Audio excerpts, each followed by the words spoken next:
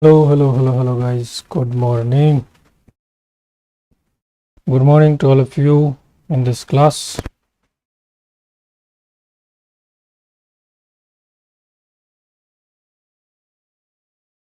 Today in this session, we'll be talking about lattice vibration, and this may be the first part. Today in this session, we'll be talking about lattice vibration.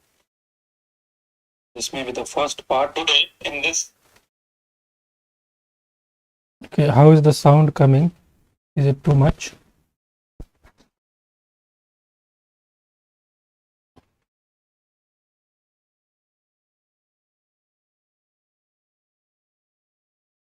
Is the sound okay?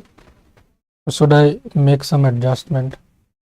Or is it too loud?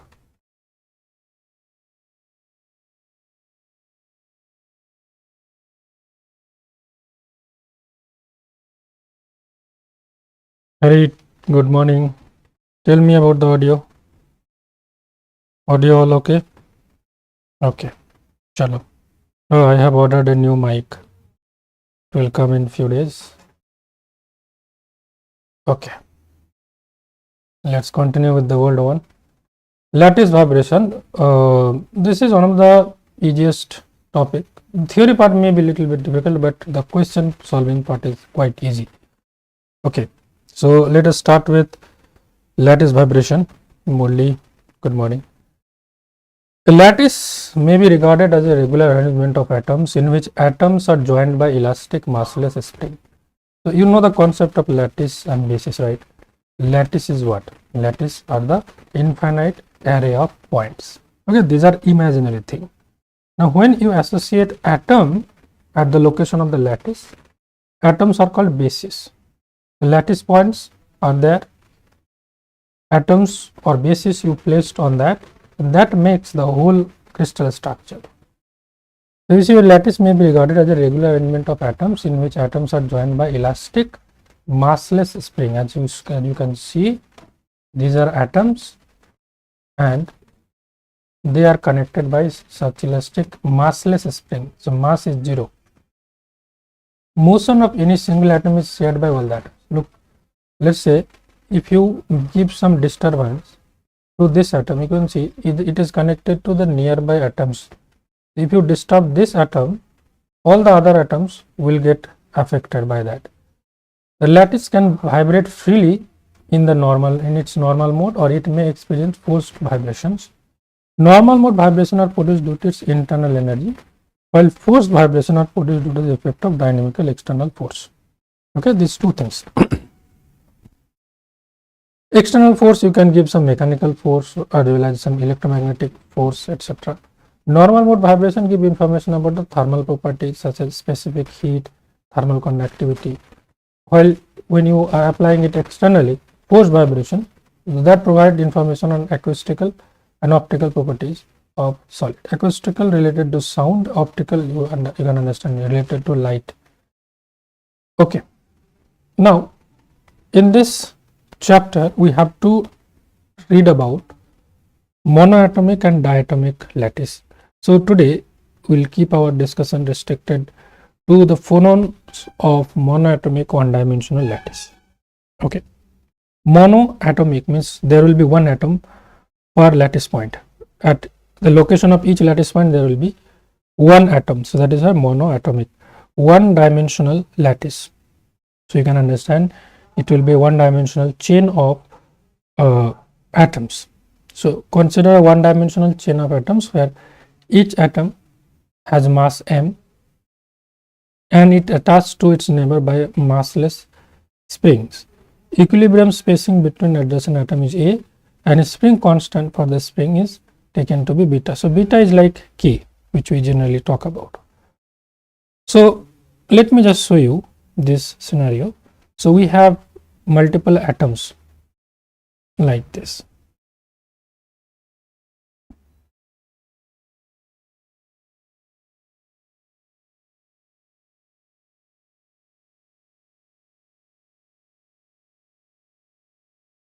And these atoms are connected via massless spring.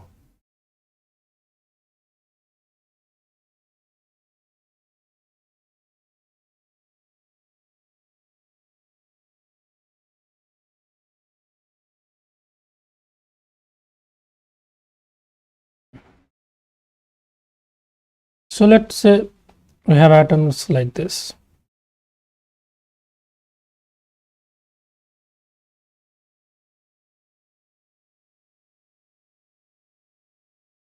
So it will keep on continue on the other side. It will keep on continue on the other side. This is infinite chain, you can imagine, for the time being. Let's say this is the central atom, nth atom.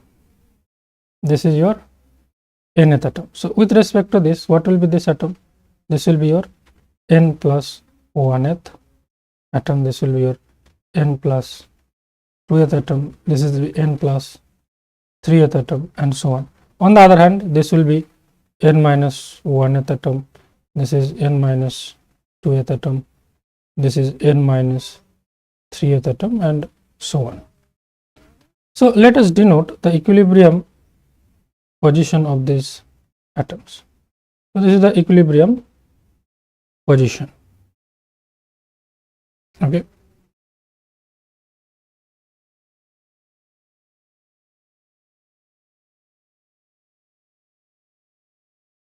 For each atom, we are showing the equilibrium position.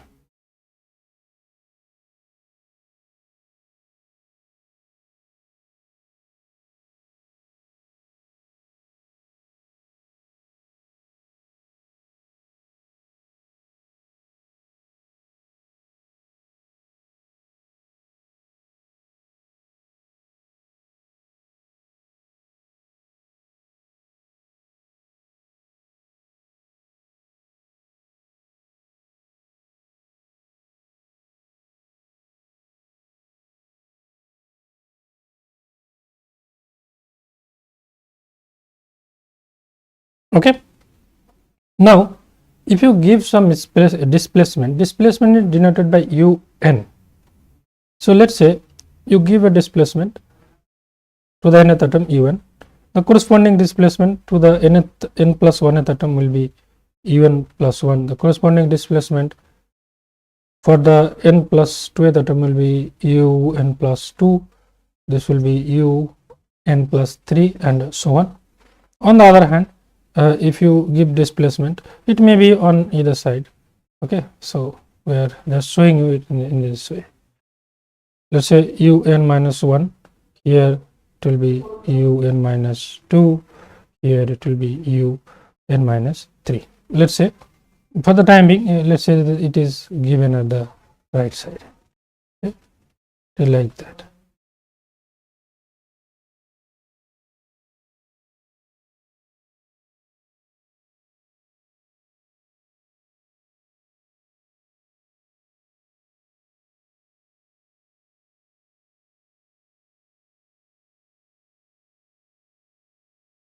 So these atoms will come to this location.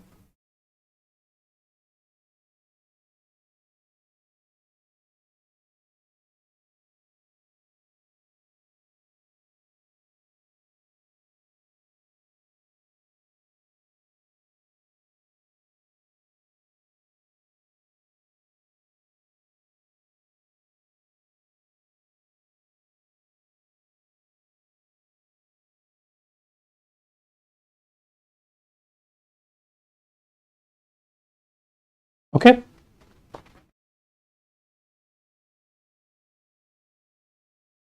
So initially they were connected by the spring like this.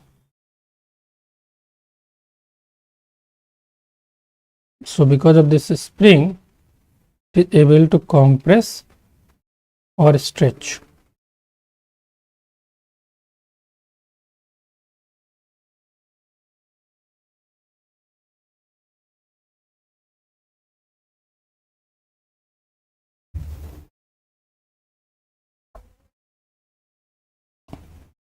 Beta, these constants are beta. Here also you can show the springs.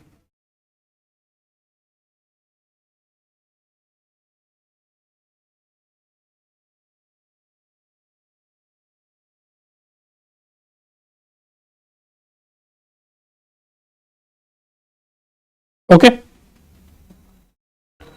So the displacement of the nth atom from its equilibrium position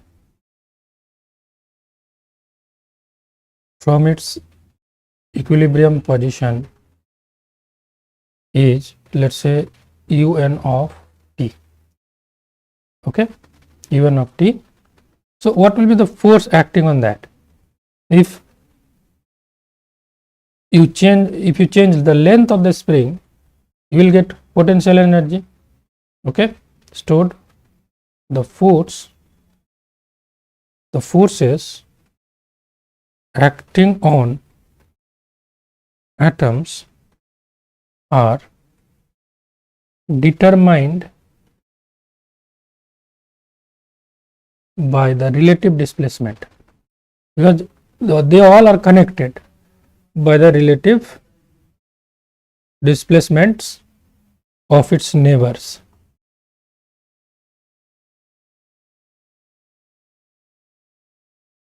So this nth atom will be our reference atom.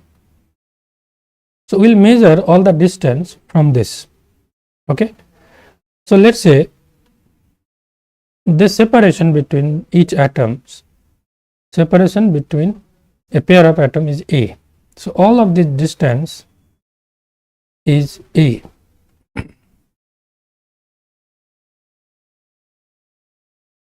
You can just write at one or two places, because I can just draw it, but if you draw it with hand, that will take a lot of time. So you can just write it at one or two places. Okay. So if I use Newton's second law of motion, using Newton's second law of motion, what we can write? If I use the second law of motion, mass time acceleration is the force. So here force, the source of the force is the stretching or compression of the springs. So m times d square un by dt square. So this is the force, mass time acceleration. This is equals to, if you have some spring mass system, okay, if you have some spring mass system, and if the spring constant is k, okay, so you get a force F is equals to minus kx, right? This is the restoring force. So if you take the magnitude of the force, it is k into x, spring constant into the relative displacement. Here if you have only one spring, so we use x, but here you see the couple of springs, so we have to use the relative displacement instead of the absolute displacement x. Okay, so what is the relative displacement? So k is beta here, so beta times. Now you see, this is un plus 1. We'll consider only the nearest neighbor. This is un, this is un minus 1. So the first term will come from un plus 1 minus un plus un minus 1 minus un. So this, in this way we will write the relative displacement. Okay. So this is beta times un plus 1 plus un minus 1 minus 2 times un. So this is equation number 2. Here d square un by dt square, this represents the acceleration of the nth atom, acceleration of the nth atoms, right? Now this is this equation 2, m times d square un by dt square. This equation is a second order differential equation, right? So we need to solve this. To solve this, we assume a periodic solution. So we seek the periodic solution of equation 2. So we have to consider a solution in this form. We have to assume this. We have done this kind of solution before also. Un, that is the displacement of the nth atom, equals to amplitude exponential I omega t minus kNa. Okay, let's say this is equation number 3. So you can easily see this represents the equation of plane wave, right, where Na represents the x coordinate of the atom in the equilibrium state,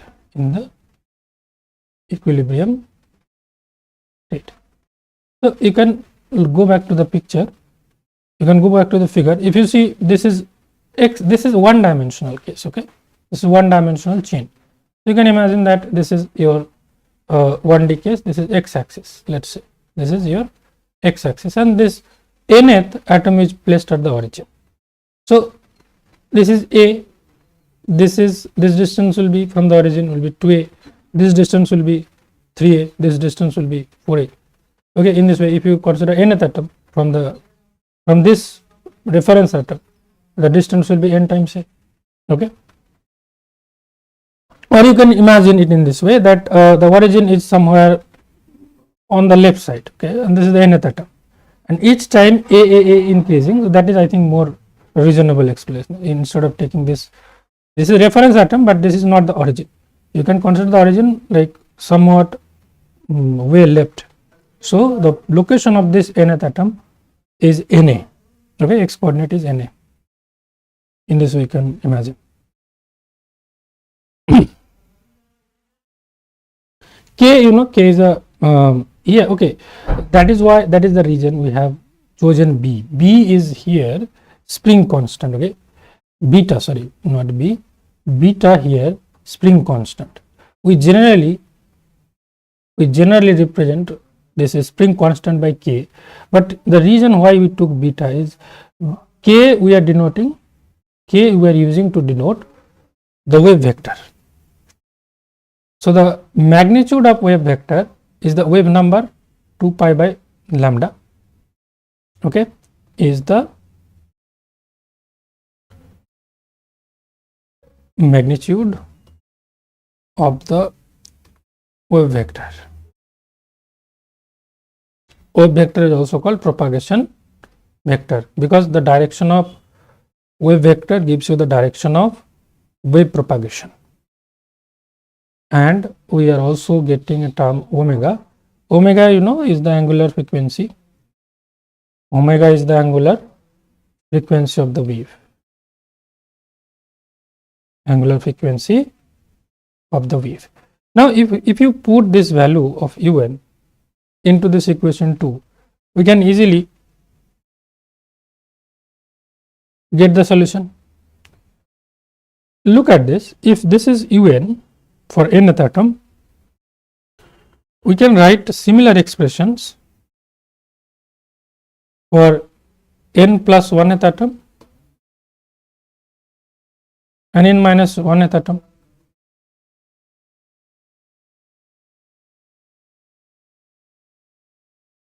What we can write? Wherever you see n, we will replace with n plus 1 for the first one. So u n plus 1 u0 exponential I omega t minus k. In place of n, we will write n plus 1. Okay.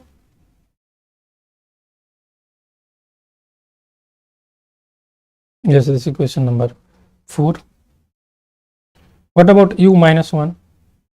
U minus u n minus 1 u0 exponential I omega t minus k n minus 1 a. Okay. Now we will use this 3, 4, 5 into equation 2. And before that, let's calculate d square u n by dt square. Un is equals to u0 exponential I omega t minus kna.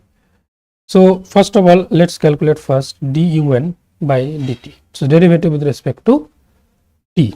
So it is an exponential thing. u0 exponential, it does not change for exponential I omega t minus kna multiplied by the derivative of exponential derivative of I omega t kna minus kna. So there will come I omega, okay, d square un by dt square, taking derivative again of this expression. So u0 derivative of ub, okay, derivative of this. So exponential I omega t minus kna, this was there, okay, a derivative of this will come again, okay, and again when you I omega was there previously. Now when you again take derivative of I omega t minus kna, you will get I omega again. So this will be I omega square. So minus u naught omega square I square is equals to minus 1 exponential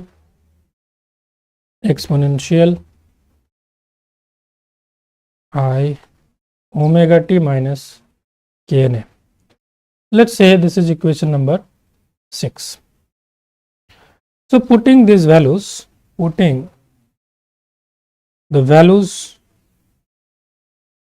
from equations which we got from 3 to 6 into equation 2, right? Equation 2, we get what you get, m into d square u by dt square. So m into minus u naught omega square exponential I omega t minus kna. Okay, this is equals to beta times firstly un plus 1. So let's say this exponential I omega t minus k, acha, we cannot take common for the time being. Let us just write them un plus 1. So exponential I omega t minus kn plus 1 a, okay, plus un minus 1.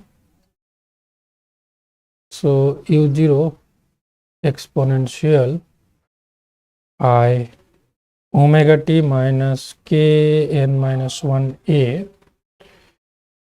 minus 2 un is equals to u0 exponential I omega t minus kn.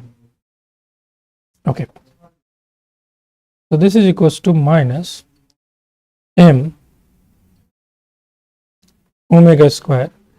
You see u naught exponential I omega t minus kna, let's keep it as it is here on the left side. On the right side, you see exponential I omega t minus kna. So exponential minus I into ka, if we take, then exponential I omega t minus kn will come out as common. So same goes for this, here minus minus plus. So exponential I ka, and here minus 2, okay, minus 2, and we have taken common u0 exponential I omega t minus kna. Okay, so I think here we have missed u0. Okay, now it is okay.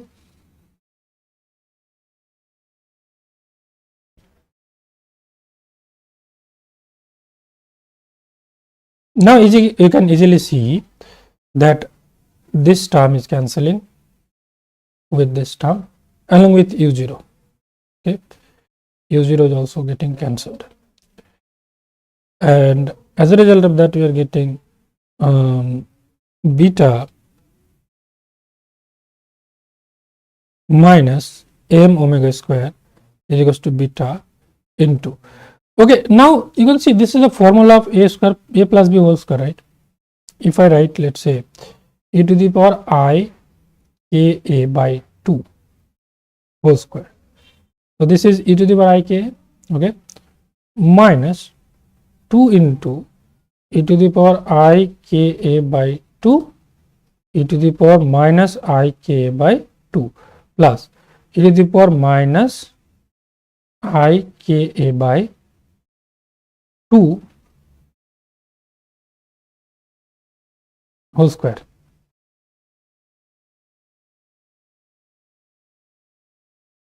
Can I write it?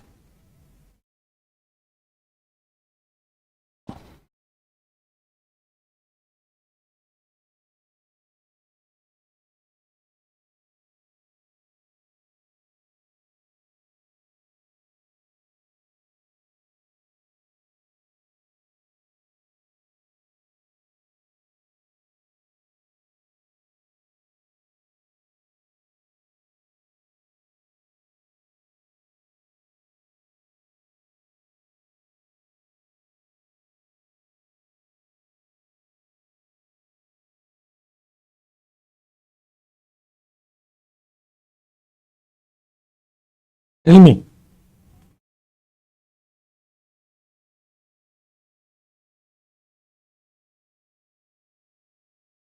Same thing is remaining. This is e to the power I k, this is e to the power minus I k and minus 2.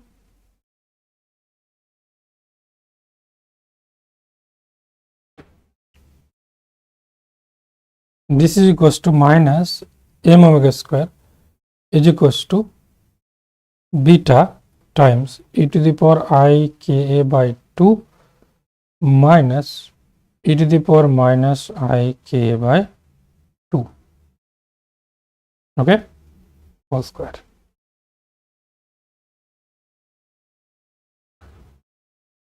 Or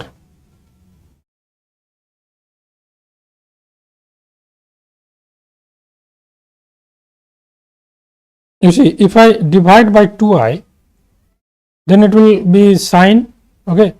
So divide by 2i, multiply by 2i, so square was there, so 2i square e to the power I k by 2 minus e to the power minus I k by 2 divided by 2i whole square, minus m omega square, this is equals to 4 beta square with a minus, and this formula you already know, this is sine k by 2, square is there, so that is why square. So the negative sign is absorbed on both sides, so we get the value of omega to be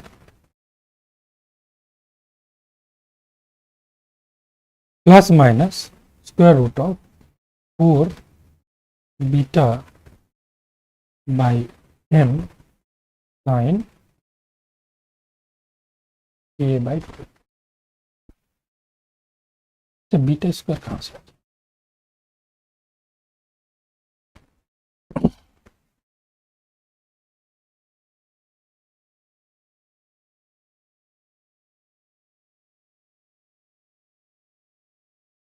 Is it clear, guys? This is the dispersion. This will give you the dispersion relation. Omega versus k.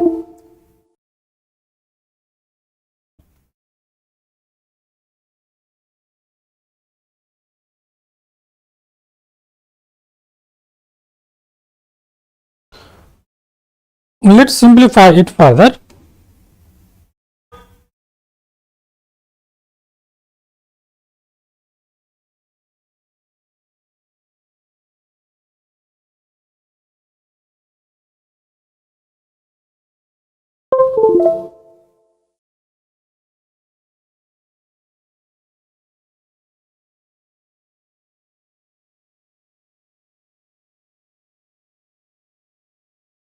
Let's say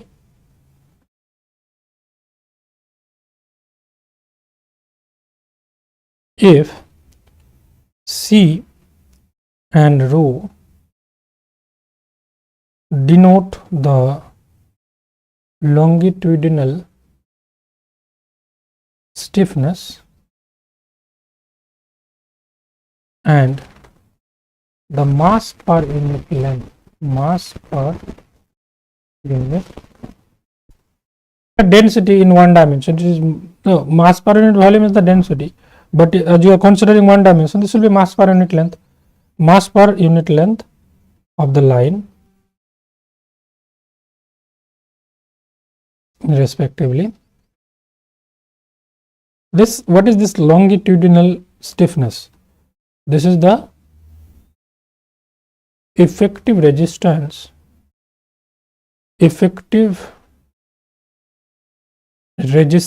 of the lattice to deformation. So, how effectively it resists if you want to deform the lattice.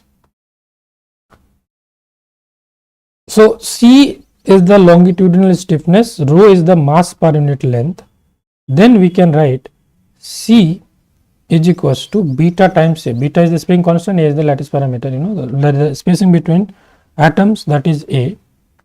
Rho is mass per unit length, so M by A.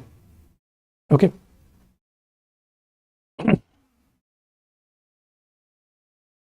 So, you can imagine that there is one mass per unit length, mass M by A. So, if you use this, what will be the value of omega? Omega will be plus minus root over 4 into beta. Beta is equals to C by A. C by A into M. M is equals to, you can see, rho into A, and that sine K by 2. Okay.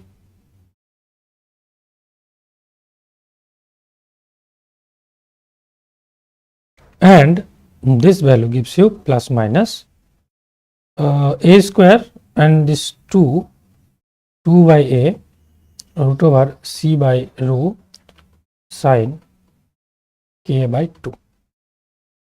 This root over C by A is identified as Vs. Okay. So, this is plus minus 2 by A Vs sine K by 2. What is Vs here? Where Vs is equals to square root of C by rho is a constant for a given lattice and has dimension of velocity. That is why V is used.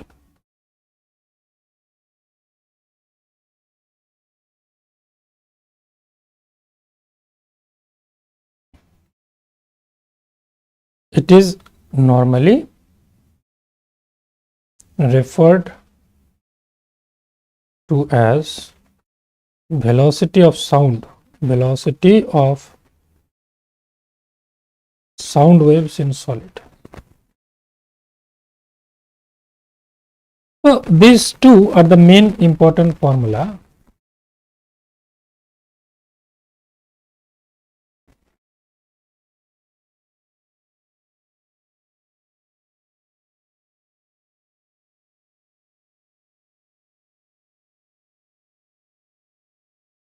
Okay, this is one formula and this is the other. Especially the first one, omega plus minus root over 4 beta by m sine k by 2. This is the most important formula.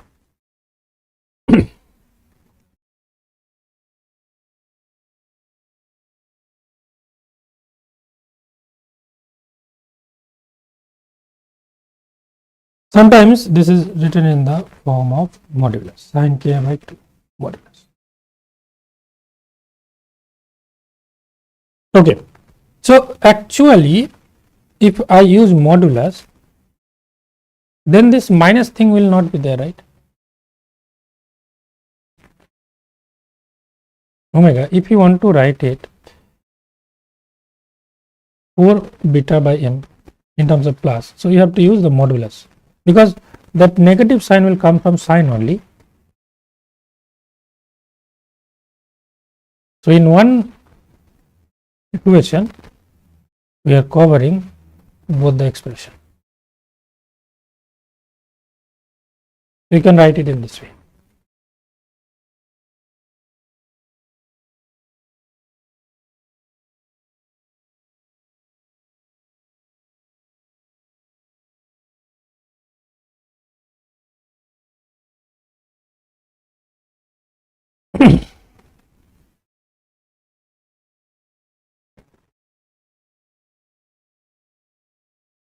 This relation which you have obtained is known as the dispersion relation.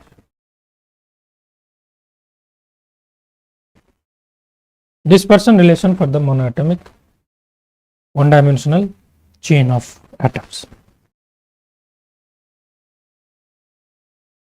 Okay. Yes, Harry, that gives dispersion relation. Yes.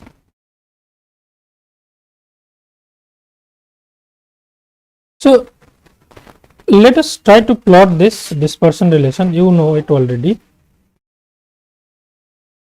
This is the dispersion relation, means whenever you are talking about dispersion relation, it means it is talking about the omega versus k curve. Okay, omega versus k. This is the origin. This is minus pi by a. This is plus pi by a. Okay.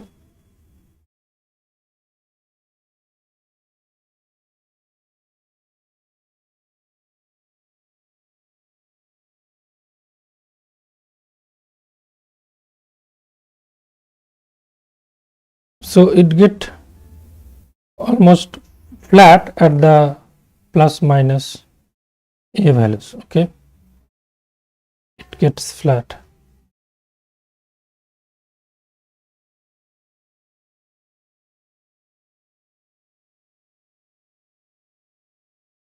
This zone is known as the first Brillouin zone. This is the first Brillouin zone.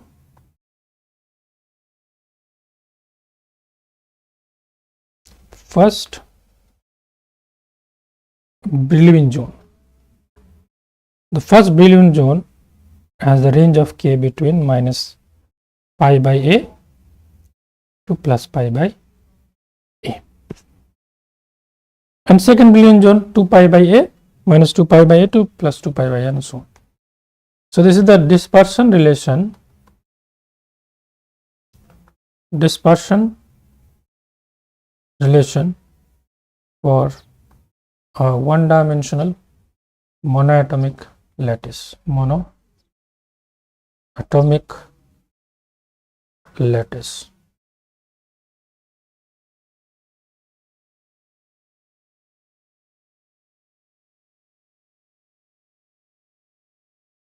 In this regard,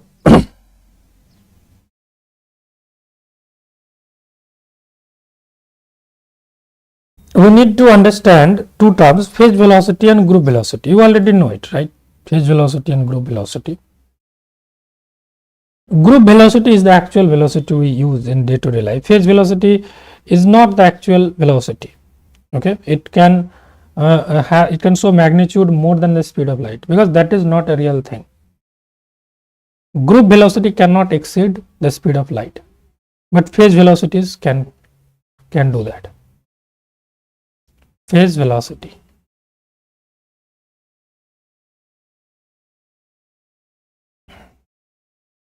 Actually, phase velocity gives you the idea how the crest and trough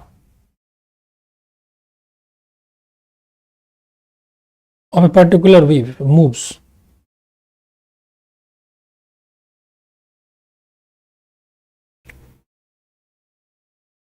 The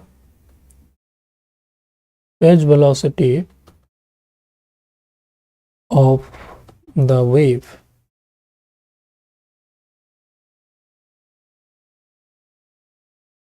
is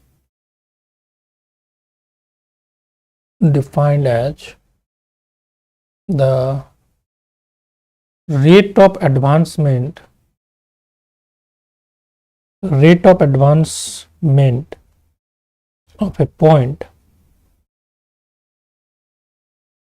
of constant phase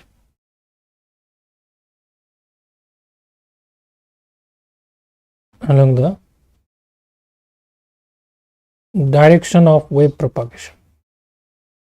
You know the formula of phase velocity?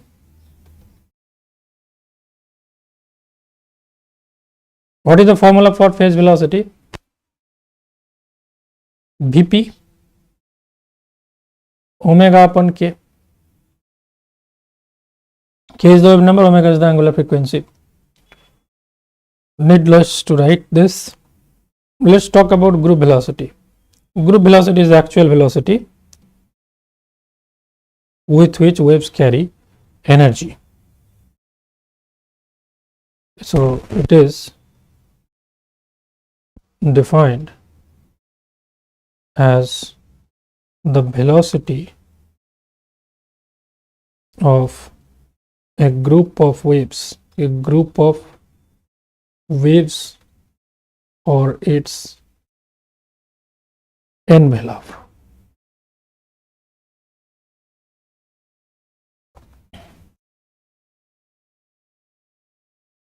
And represents the velocity with which the wave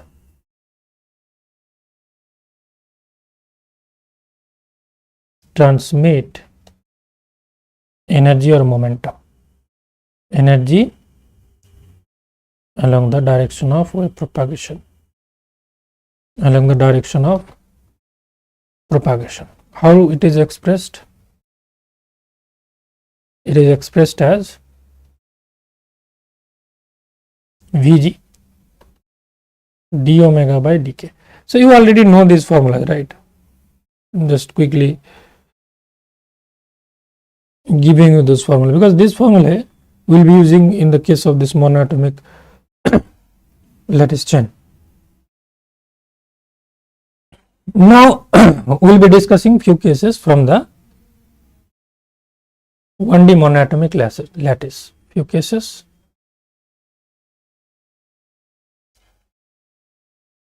From the 1D monatomic lattice.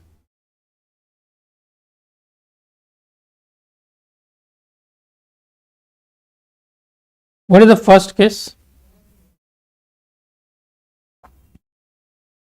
Case 1.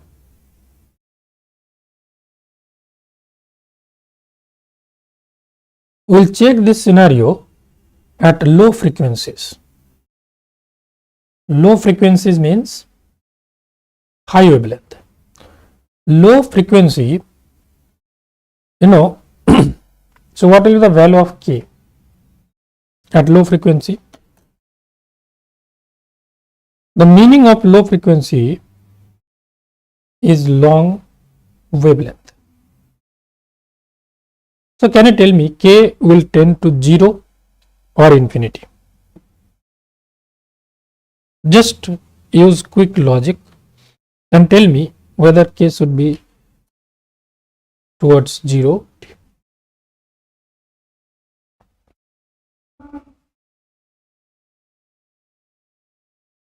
बताओ guys, बताओ. Tell me quickly.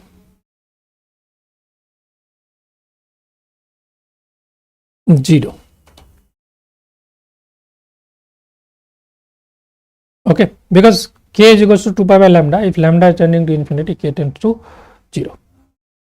So for k tending to 0, sin k by 2 will be approximated to k by 2. It is like the for small value of theta, sin theta is approximately theta. Okay.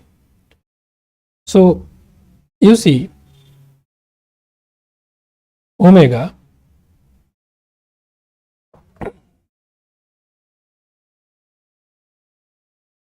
which is equals to square root of 4 beta by m modulus of sin k by 2, which is further equals to 2 by a Vs sine k by 2. This will become 2 by a Vs sine k by 2 is k by 2. 2 get cancelled, a get cancelled. So Vs times k. So we are getting the phase velocity. Okay, so let's write omega is equals to Vs into k. So as a result of that, what will be the phase velocity? Phase velocity Vp, which is equals to omega upon k. As you can see, this is Vs. On the other hand, group velocity Vg, that is d omega by dk. So if you take derivative of omega with respect to k, you will again getting Vs, same thing. So what we can see? What we can say that at low frequencies, the phase and group velocity are same.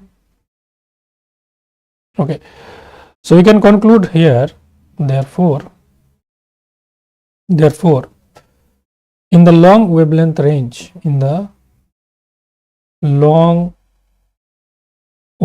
limit, the phase velocity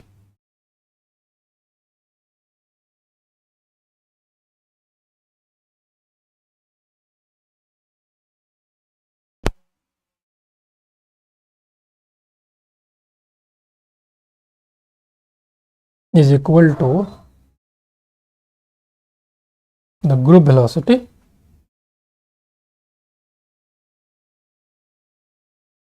H being equal to Vs, right? This is the first case. Let us consider the second case. Okay, case 2.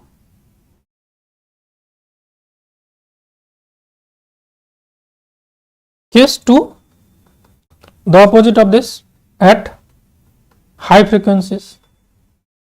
High frequencies means, look, nu is equals to c by lambda. That is why we are saying nu is equals to c by lambda.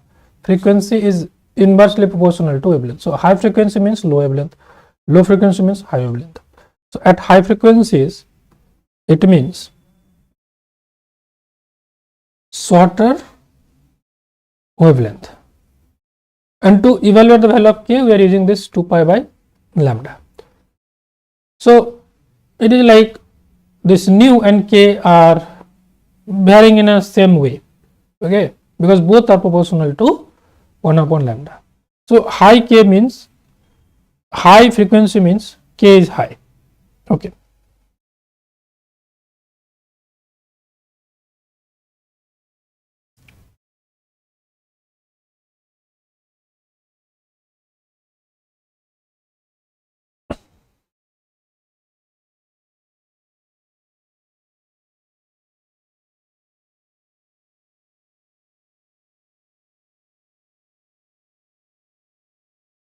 okay, look, we have the value of omega, this is equals to 2 by a times Vs sine k by 2. Let's say for the timing we are denoting it in this way. So for this, the phase velocity, there is no scope to approximate this for the timing. Phase velocity Vp omega upon k. Okay, so this is 2 Vs by k a sine k by 2, right? What about the group velocity? Group velocity Vg d omega by dk. So let us take the derivative with respect to k. So 2 Vs by a, derivative of sine is cos k by 2 into the derivative of k by 2. So with respect to k, so this is a by 2. Okay, so this will come out as this getting cancelled, this 2 getting cancelled. So we are getting Vs cos K by 2, right? So what do you observe here? Previously phase velocity and group velocity was equals to Vs, that is constant, but now it is depending on the value of K. Okay, thus both Vp and Vg are functions of frequency. Okay, how the frequency dependence is coming? Via K. Okay, because omega is equals to Ck. Omega is equals to Ck, right? So K is equals to omega by C. So as it depends on K, it also depends on omega. So frequency. Both Vp and Vg are functions of frequencies, and this is referred to as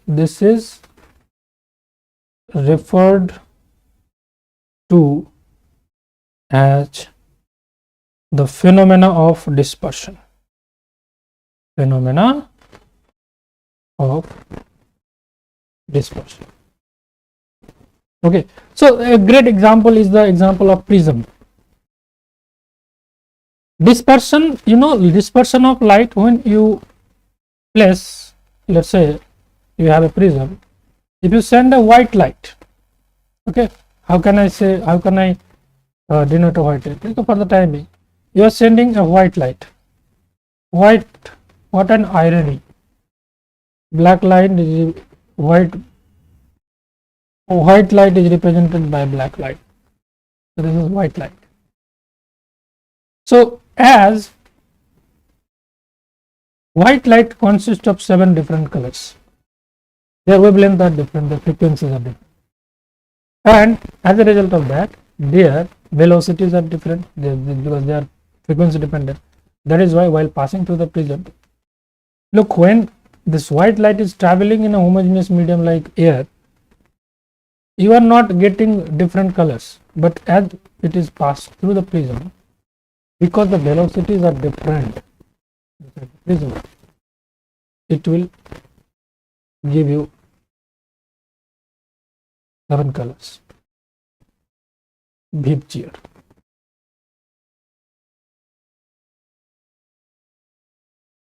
Yes. Clear?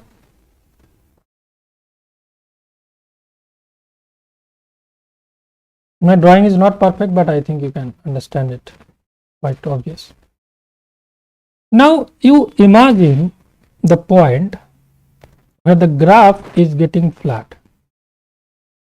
At what position this dispersion curve is getting flat? It is getting flat at plus minus pi by a. So, and that point, this angular frequency is also maximum. This gives you the maximum value of the angular frequency.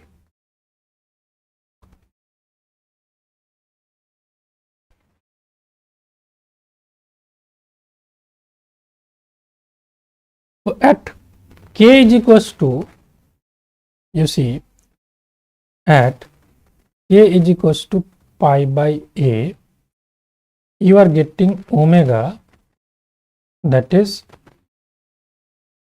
how much? If I write for the timings in terms of beta, 4 beta by m sine k a by 2. So this is 4 beta by m, and this is also the maximum value of the angular frequency. So with this maximum angle, this is the frequency with which the lattice can vibrate maximum. So maximum angular frequency of vibration.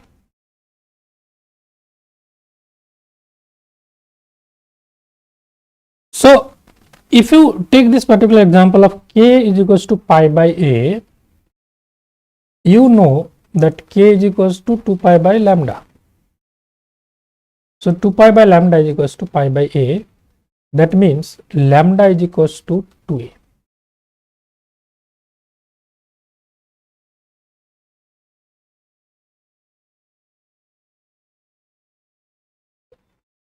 Now omega is equals to 2 by a. Can you imagine it?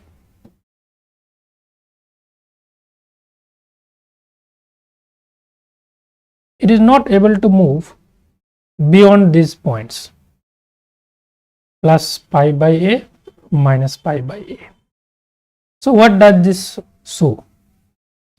If I calculate the phase velocity Vp, which is omega by k, so this is equals to how much?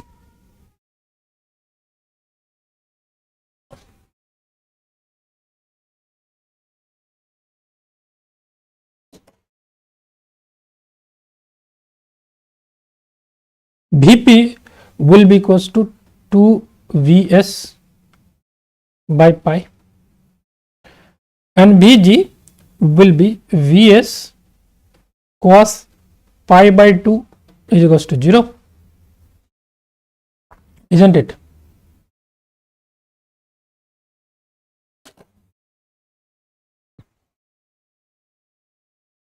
Can I write it?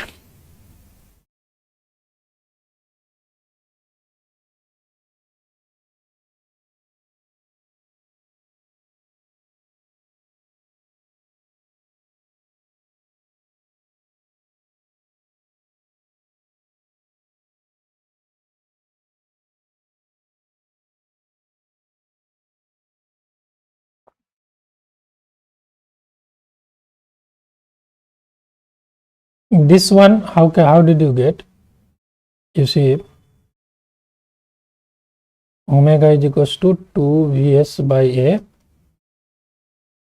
So 2 Vs, a is equals to, you see, pi by k.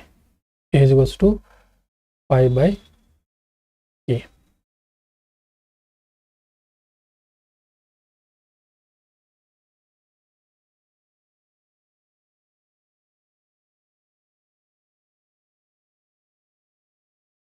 Omega is equals to 2 by a कहाँ पे है?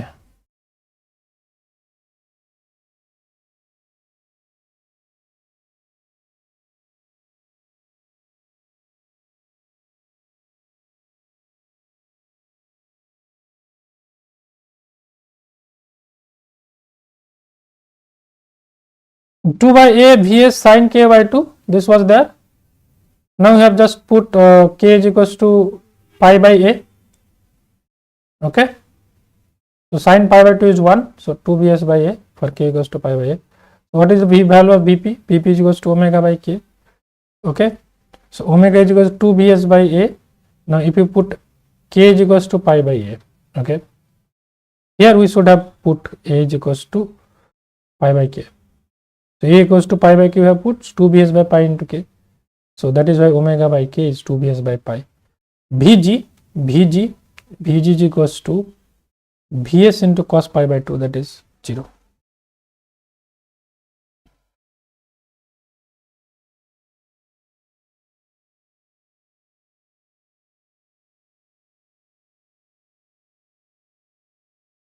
Okay, omega is equals to 2 by a Vs sin k by 2. So Vg is equals to d omega by dk. Okay, now let's do it little bit explained more. This is d omega by dk.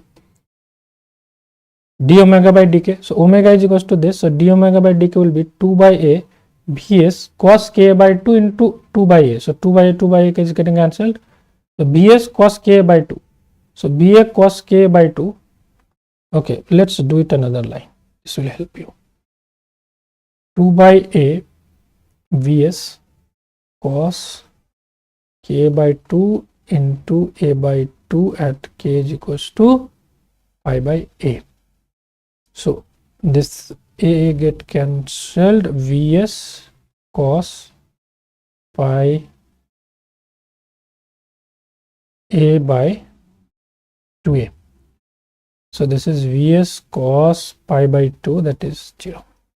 So too many steps I have just jumped.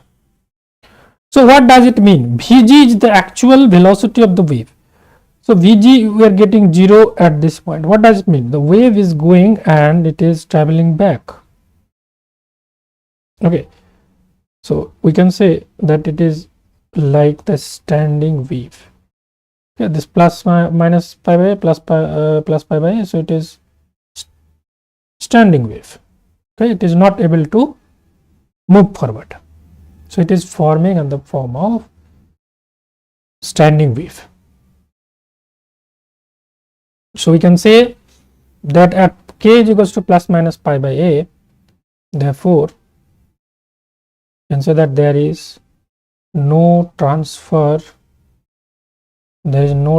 of signal or frequency or energy corresponding to this frequency limit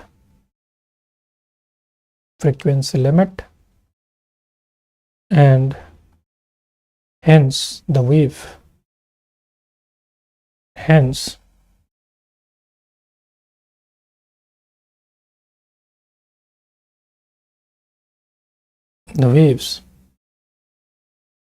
behaves like a standing wave.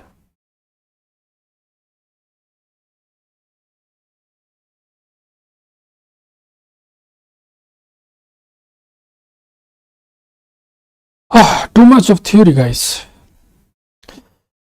That is why most of the time we avoid theory, but this theory is important actually. The understanding is important. Now I think you got the complete idea. If I had not done the derivation, you would have not got it so clearly. Now you have a clear picture what is exactly happening, how is happening. So the ultimate thing is that you need to remember that mathematical equation for dispersion relation. If you can remember that, then everything will be sorted. Otherwise, everything will be doomed. Let's go for some problem. As I told you, the problem part is quite simple and you will feel that. Let's start with this first one. The dispersion relation for a one-dimensional monoatomic crystal with lattice spacing A, which interacts with nearest neighbor, harmonic potential is given by omega is equals to this. The group velocity at the boundary of the first Brillouin zone. First Brillouin zone is between minus a and plus a. The boundary of the first Brillouin zone refers to this plus minus pi a, right? So here you have to find out. That plus pi by a you can find out. What is the group velocity?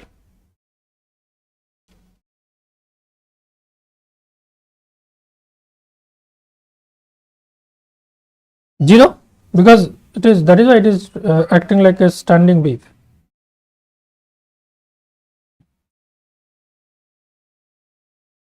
Vg is equals to 0, as we have just proved it here. No. Okay, same problem, but here another part is the force constant between the nearest neighbor of the lattice is. What is the force constant? Means you have to find out the value of beta.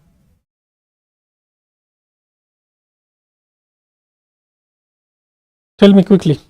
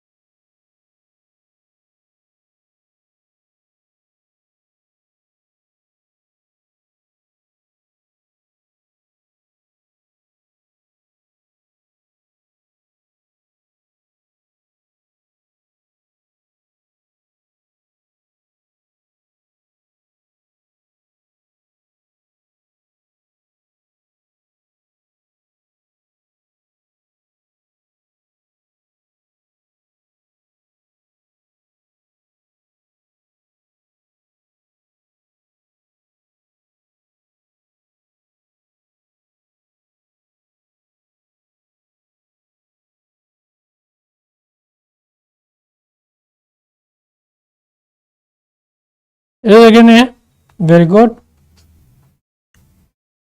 Look, omega we know, here it is given omega is equals to a sin k by 2, but we already know omega is equals to square root of 4 beta, and m is the mass of the atom, so capital M we can take here, sine Ka by 2. Okay, so if you just compare this and this, what you get? A is equals to square root of 4 beta on m. So from this you get the value of beta m a square by 4, matching with option A. Okay, चलो आगे बढ़ते हैं. Okay, now this question you need to do seriously. The dispersion relation for phonons in a one-dimensional monoatomic Bravais lattice with lattice spacing A and consisting of ions of masses m is given by this. Okay, where omega is the frequency of oscillation, k is the vector, c is the spring constant. For the long wavelength modes, lambda much greater than a, ratio of the phase velocity to the group velocity. This one you need to calculate. Can you calculate?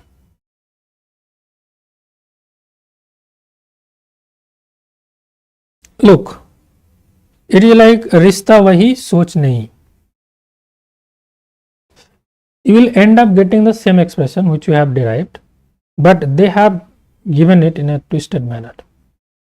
But we are pro players, we can easily decode this.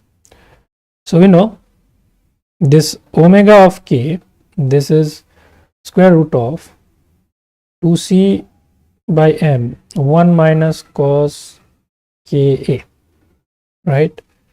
So this is equals to square root of 2c by m 1 minus. Now we can use the half angle formula here. Cos ka, you know, cos theta is equals to 1 minus 2 sin square theta by 2. This is the half angle formula. If you have 2 theta here, this will become theta. Okay. For sin theta, I think this will become plus. You can check the formula. So cos k, let's put the value 1 minus 2 sin square theta means k by 2. Okay.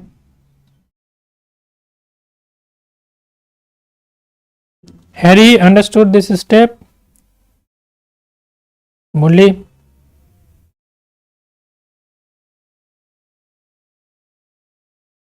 So we have just put the value of k,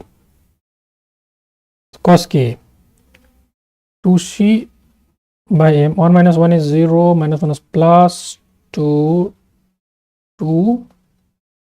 sin square k by 2, 2 to 4. So you see, what are we getting? Square root of 4c by m sin k by 2 with the modulus, let's say. So you see, we're getting the same expression, right? So it is like, it is more of a mathematics question than a physics question. Obviously you need to have the idea of physics. So even if you did not know the calculation and you knew that what is the actual relation of 1D, one monatomic Bravais lattice, you can you could have avoided this. So we have taken a positive value for omega frequency, negative we can not take. So for long wavelength modes,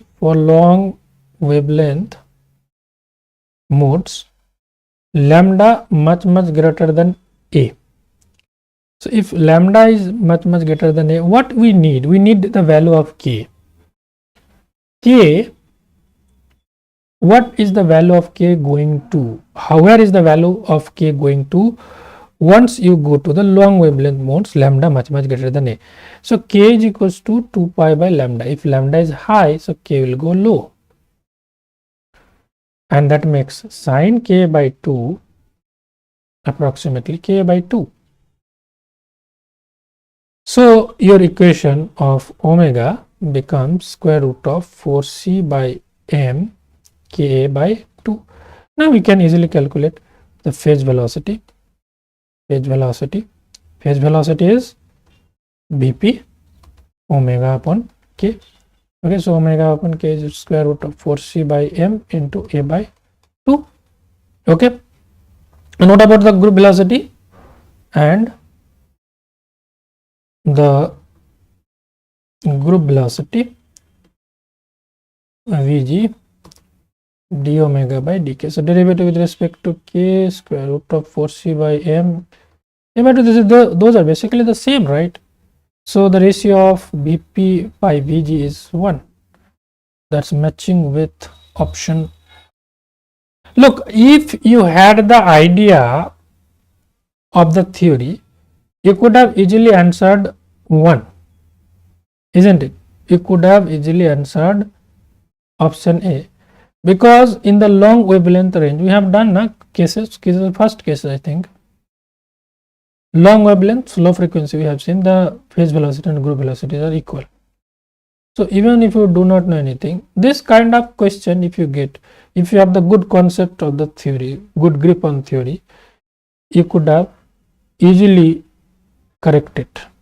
Okay, so that is why if you revise many times, 2, 3 times, 4 times, 5 times, if you revise, you get a good insight of the theory. Okay, then sometimes you can avoid long calculation, you can directly check the answer. So two ways, either be very good at theory, you can correct the MCQs efficiently, or be very good numerically. Then also you can handle this question, because if you are good at numerical, you can easily, you know the formula Vp, you know the formula Vg. Even if you do not, even if you have not read this lattice vibration, still you could do this. So this is how CSIR-NET works. If you know the theory, then you can do the problem. If you do not know the theory, by using simple logic, the basic knowledge of Vp and Vg, you can do this problem. So sometimes many questions in CSIR-NET will come from the related topic given in the syllabus, but even if you do not know about the theory, sometimes you will be able to solve those questions. So CSIR-NET is like that. Don't ever feel underconfident that I have not covered this particular topic efficiently. Sometimes you will be able to solve some question based on your mathematical understanding. If your mathematics is good, you will be good in physics. So try to improve your mathematics, numerical ability. Don't think that why should I read all these mathematical things.